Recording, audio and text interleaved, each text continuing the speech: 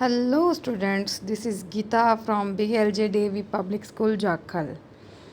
And in previous video, student told me that voice is not coming clear in that video.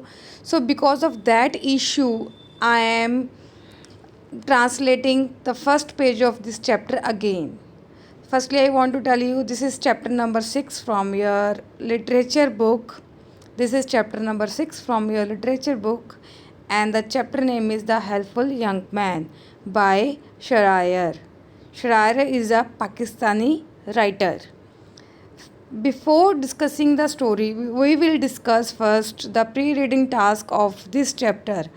The first question is, if you find an old man trying to cross our road, will you? ये क्या पूछ रहा है कि एक अगर कोई old man बूढ़ा आदमी रोड क्रॉस करने की ट्राई कर रहा है तो what will you do in that case. So first option is you will come forward and help him. Second option is ask someone else to help him.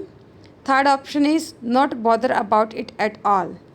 तो आप क्या करोगे, आपकी जनरल रिस्पॉन्सिबिलिटी क्या बनती है, you will come forward and help him.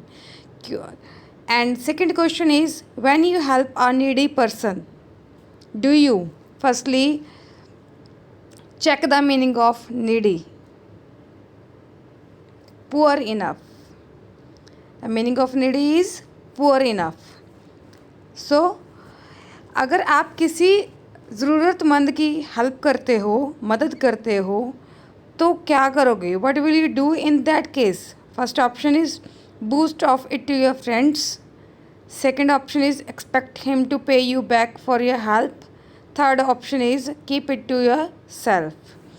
So according to me, you should keep this information or this kind of things to yourself, because you should not boost off or show off it to your friends. What is the meaning of boost off? Show off, as you can watch or see on the screen. Now coming to the story. Now read the story of a boy who helped the needy and finally got rewarded for his goodness. Actually, before starting the story, I want to tell you that this is the story of a young boy who helped the needy person, and finally what he got rewarded for his goodness. What is the meaning of goodness? Achai. Now let us start. Once upon a time there lived a peasant who had 7 sons and plenty of land. कहते हैं कि एक बार एक किसान होता है जिसके 7 बेटे होते हैं और plenty of land, अच्छी ज़मीन होती है. One morning when the peasant woke up, what is the meaning of peasant in English? Farmer, किसान. Yes. तो एक बार जब वो सुबह उठता है, what he found himself blind. वो अपने आप को क्या पाता है, ब्लाइंड पाता है. ब्लाइंड मीन्स अंधा. And number of doctors were consulted. वो क्या कहते हैं कि काफ़ी डॉक्टर से एडवाइस लेता है. What is the meaning of consulted? Ask for advice. And much money was spent. और बहुत सारा पैसा भी खर्च किया जाता है. बट इन वेन, सारा क्या जाता है, वेस्ट जाता है. वन डे अ स्ट्रेंज फ़कीर विजिटेड द ब्लाइंड पीजेंट. कहते हैं कि एक दिन क्या होता है कि एक स्ट्रेंज फ़कीर होते हैं, जो संत होते हैं, वो उस किसान के पास जाता है. एंड सेड दैट, देखते हैं क्या कहता है, he could see again if the ash of the eyes of particular fish could be arranged and rubbed in his eyes. क्या कहता है वो आगे कि उनकी आंखें वापस आ सकती हैं या दोबारा वो देख सकते हैं. कैसे? कि अगर, what is the meaning of ash? Remains of burned thing. अगर आप हिंदी में बात करें तो राख को ऐश कहा जाता है. If the ash of eyes, कहते हैं कि एक पर्टिकुलर फ़िश की आइज़ की जो राख है वो अगर अरेंज की जाए और उनकी आँखों में रब की जाए. What is the meaning of rub? रगड़ना. So it was decided that one of his son would go to fetch the fish. तो क्या डिसाइड हुआ कि उन 7 बेटों में से एक बेटा फिश को पकड़ने जाएगा। बट 6 ऑफ हिज सन्स और एल्डर सन्स गॉट स्केयर्ड। तो जो उनके जो 6 बड़े बेटे होते हैं वो घबरा जाते हैं। What is the meaning of scared? Afraid, डर जाते हैं। Therefore they were reluctant to go for the purpose. तो वो क्या होते हैं? What is the meaning of reluctant? unwilling. And here is the pronunciation is written of this word reluctant. Okay, reluctant, yes. So वो क्या होते हैं कि unwilling मतलब जो कोई काम अपनी इच्छा से नहीं करना चाहता, तो वो भी अपनी इच्छा से जाना नहीं चाहते थे। They advise their father to send the youngest son for it. तो उन्होंने अपने पापा को क्या एडवाइस दी कि अपने जो सबसे छोटा बेटा है इस काम के लिए उसको भेज दो। The old man sent for him and asked him to fetch the required fish. तो क्या कहता है, जो बूढ़ा आदमी होता है अपने बेटे को कहता है तू जा, तू फिश पकड़ के लेके आ। What is the meaning of fetch? To bring back. Now come to page number, next page, sorry, that is 30. The young man set out for a remote ocean. तो young man क्या होता है कि वो तैयारी करता है जाने के लिए। What is the meaning of remote? Far away, that we can say far away location. जो समुंदर होता है, ठीक है, तो वो बहुत दूर जाने के लिए अपनी तैयारी करता है। On his way he met the numerous calamities. तो अपने उसके रास्ते में क्या होता है? न्यूमरस क्लैमिटीज़ का मतलब क्या होता है? जो ट्रेजेडी या आप कह सकते हैं कि मुसीबतें, ठीक है। तो वो के नंबर ऑफ़ प्रॉब्लम से वो उसके सामने आती हैं। But his determination and power bore fruit. But जो उसका दृढ़ निश्चय है, what is the meaning of determination?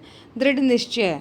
तो जो उसकी डिटर्मिनेशन थी और पावर थी तो उसको फल मिला। But is the meaning of bore fruit? उसको फल मिला। He reach the destination and when the young man took the fish out of the water. वो अपनी मंजिल पे पहुंचता है जब वो फिश को पानी में से निकाल लेता है। It cried, oh wise man please drop me back into the ocean. तो फिश क्या करती है? चिल्लाती है कि ओ वाइज मैन, प्लीज़ मुझे पानी में दोबारा फेंक दो या रख दो। Tell me what you want. कहते मुझे बताओ कि आपको क्या चाहिए। I promise you that I will be at your mercy.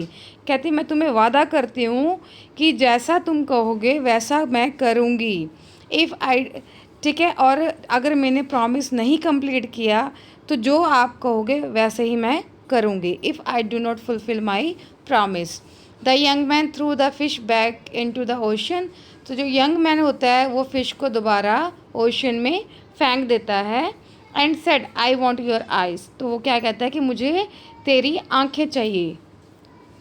He narrated the whole story to the fish. तो वो फिश को उसकी आंखें, मतलब वो चाहता है ना कि उसकी आंखें उसको मिल जाएं, तो वो उसकी वजह बताता है कि उसकी आंखें वो क्यों चाहता है। He narrated the whole story to the fish. तो वो सारी कहानी फ़िश को बताता है। And the purpose for which he needed its eyes, कि उसका पर्पज़ भी बताता है कि उसकी आंखें क्यों चाहिए।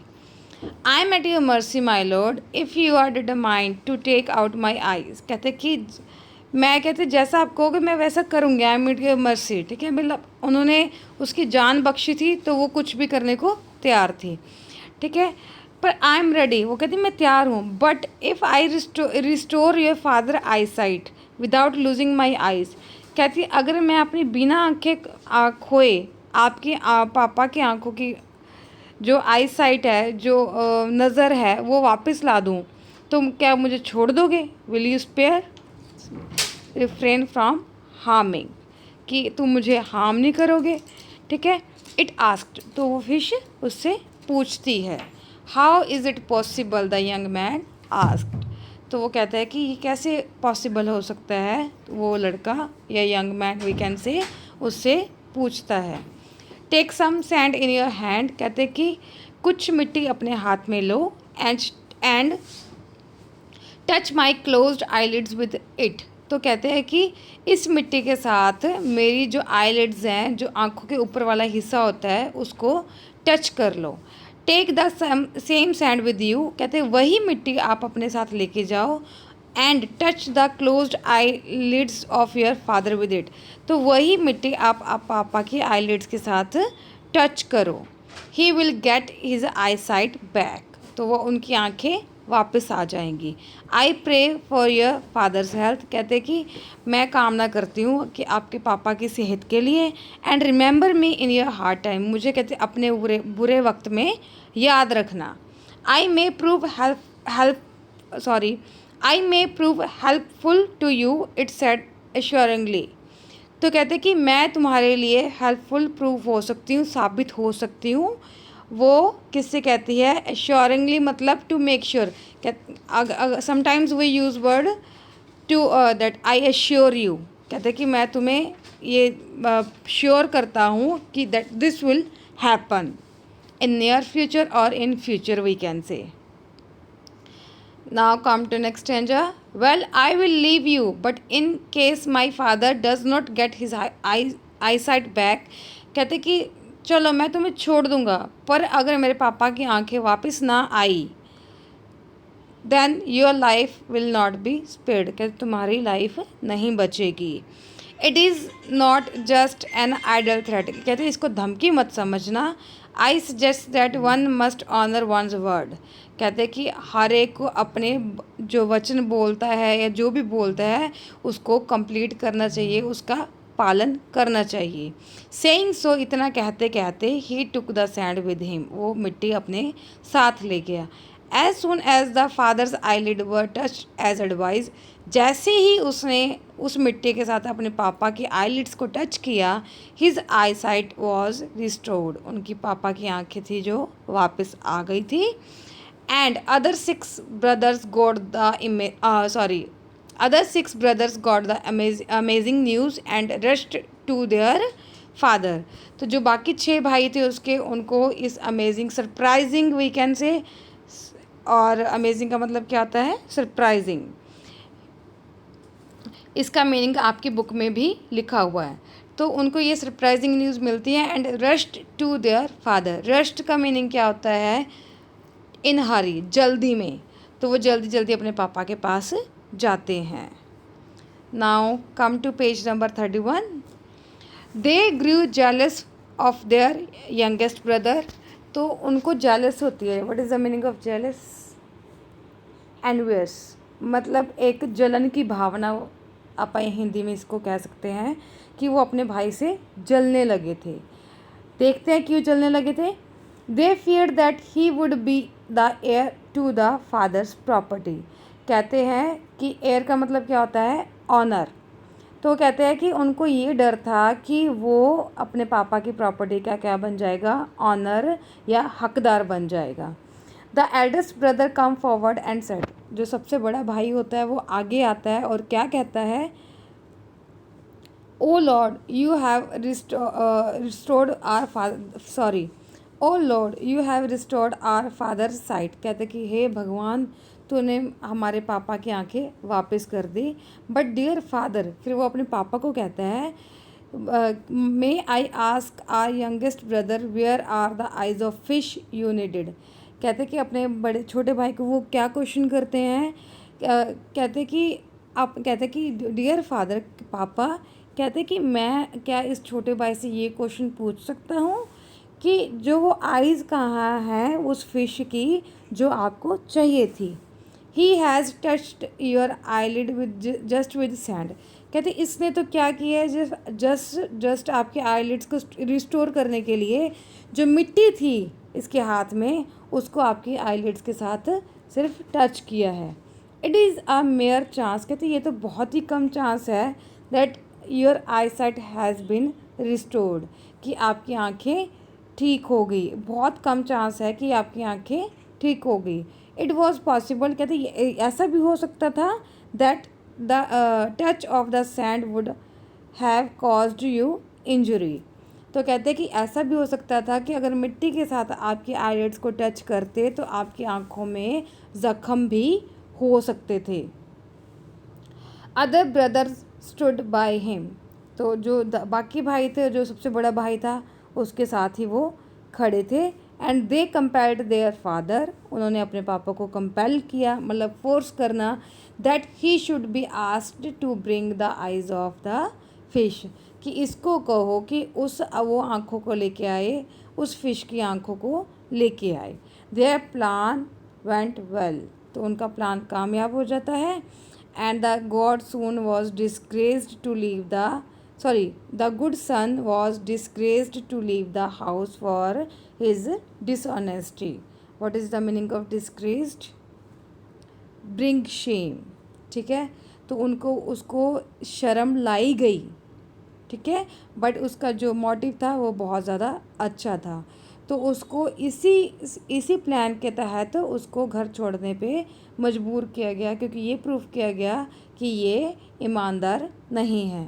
ही left the house and roamed aimlessly as he had now where to go, कहते कि घर छोड़ देता है वो बिना किसी मतलब के, इधर उधर घूमता रहता है। One day as he was passing through a forest, कहते कि एक बार वो जंगल से गुजर रहा था। He noticed that a black buck, तो वो क्या कहता है, उस ब्लैक बक को देखता है। What is the meaning of buck? See here is written deer male came running to him, उसके पास भागा आता है। The small animal stood by him, तो वो उसके पास खड़ा होता है। And spoke in a trembling voice, कंपकपाती आवाज़ में उसको बोलता है। आगे देखते हैं कि उसको क्या बोलता है, क्योंकि वो बहुत ज़्यादा डरा हुआ होता है, इसलिए उसकी आवाज़ जो है कांप रही होती है, we can say. Dear sir the hunters are after me, कहते कि सर मेरे पीछे जो हैं हंटर्स लगे हुए हैं, जो शिकारी होते हैं वो लगे हुए हैं। प्लीज़ सेव मी, कृपया करके मुझे बचाओ। आई विल हेल्प यू, कहते कि मैं तुम्हारी मदद करूँगा। Whenever you call me, जब भी आप मुझे बुलाओगे। The young man trusted the buck, जो यंग मैन होता है वो बक पे यकीन करता है। And go into the ditch, एंड कहते उसको क्या कहता है कि तुम डिच में जाओ, कहते कि घना एक घना सा झाड़ियाँ टाइप होता है डिच, वी कैन से, तो उसमें जाओ और मैं तुम्हें ग्रास के साथ कवर कर दूंगा। कहते कि घने पेड़ों के बीच में जाओ और मैं तुम्हें किसके साथ कवर कर दूंगा, ग्रास के साथ और लीव्स के साथ कवर कर दूंगा। व्हेन दे गो अवे, कहते I will call you back, जब वो दूर चले जाएंगे तो मैं तुम्हें वापस बुला लूँगा। The buck acted upon the advice, तो उन्होंने क्या किया, बक ने जैसे यंग मैन ने कहा वैसे ही किया। व्हेन द हंटर्स केम, जैसे हंटर्स आए जब, दे आस्क्ड हिम, वो उससे पूछते हैं कि तुमने कोई इसी बक को देखा है, have you seen any buck this way. तो वो यंग मैन क्या रिप्लाई करता है, व्हाट इज़ अ बक, कहते मुझे तो ये नहीं पता बक क्या होती है, ही सेड। तो कहते हैं कि वो आगे हंटर्स क्या कहते हैं उसको, this fool does not know what is a buck, what a buck is, कहते इस मूर्ख को तो यही नहीं पता कि बक किसको कहते हैं। हरी अप, कहते जल्दी करो, lest we should miss the opportunity, कहते नहीं तो हम अपॉर्चुनिटी मिस कर देंगे। दे सेड, तो इतना कहते कहते वो वहाँ से निकल जाते हैं। एंड कम आउट नाउ, कहते अब बाहर आ जाओ। दे हैव गोन अवे, वो दूर जा चुके हैं। The buck thanked him and promise to help him, तो कहते बक उसका धन्यवाद करती है और उससे वादा करती है कि उसकी वो मदद करेगी। When he was in distress, तो जब भी वो टेंशन में होगा, किसी प्रॉब्लम में होगा, तो उसकी वो हेल्प करेगी। And the boy continued his journey, तो वो अपनी यात्रा जो है, what is the meaning of journey, यात्रा वी कैन से, ठीक है, या अपने वो वॉक जो है वो स्टार्ट कर देता है।